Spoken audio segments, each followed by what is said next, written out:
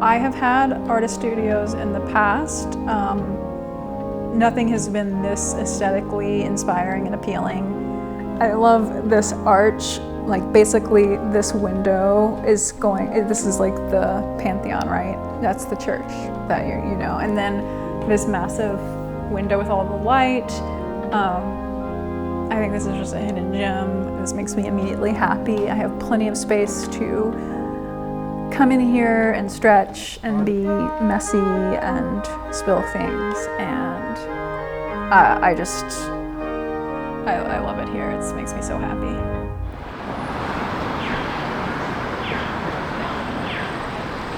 The artist residencies have been going on since 1997. So what does that make it? 27 years? I can't even express how generous it is what they do. They decided to do outreach. They do a lot of homeless outreach, but they also decided to support artists and visual artists, which are not really commonly supported in Nashville. And they provide these artists residencies basically for free. The initial reason was, I think, almost why not?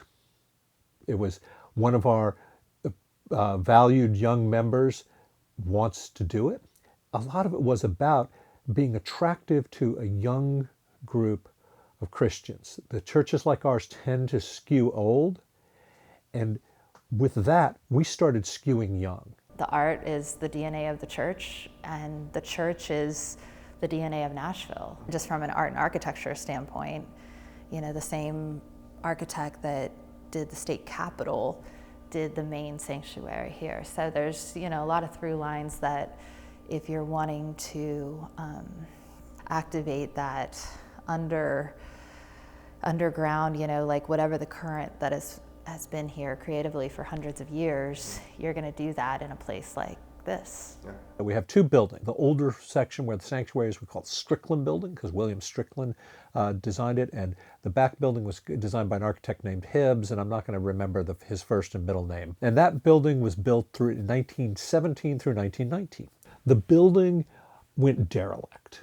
Or at least the upper two floors. Nobody was doing anything, and they went into decay. And now there's this kind of beautiful decay to them. You see peeling paint on the walls. It's very romantic, but that's not what an actively used and maintained space looks like. These artist studios, to be able to bring them up to code, would cost like, I can't even remember, millions and millions of dollars. So there's some nonprofit organizations that specifically work with churches to help, because this is a common occurrence in America, especially historical churches with maybe smaller congregations where the donations don't match or offset, to be able to support for the foreseeable future the cost. We are getting close to putting a request for proposals out onto the street for developers to come in to do something there. Now, we're going to ask that they put space in the building for us, but anything could happen out of that process.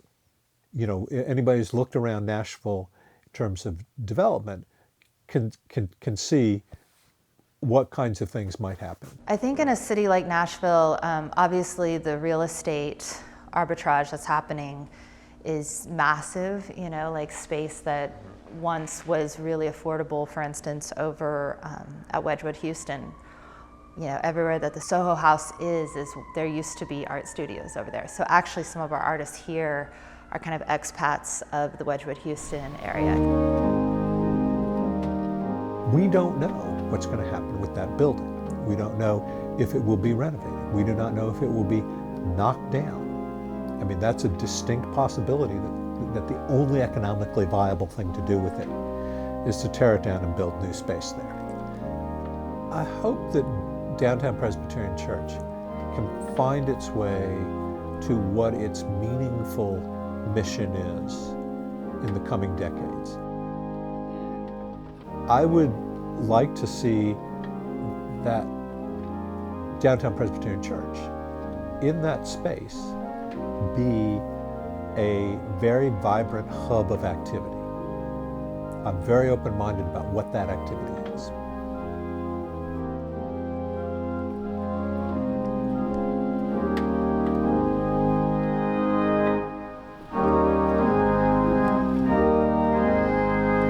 forth. Wow.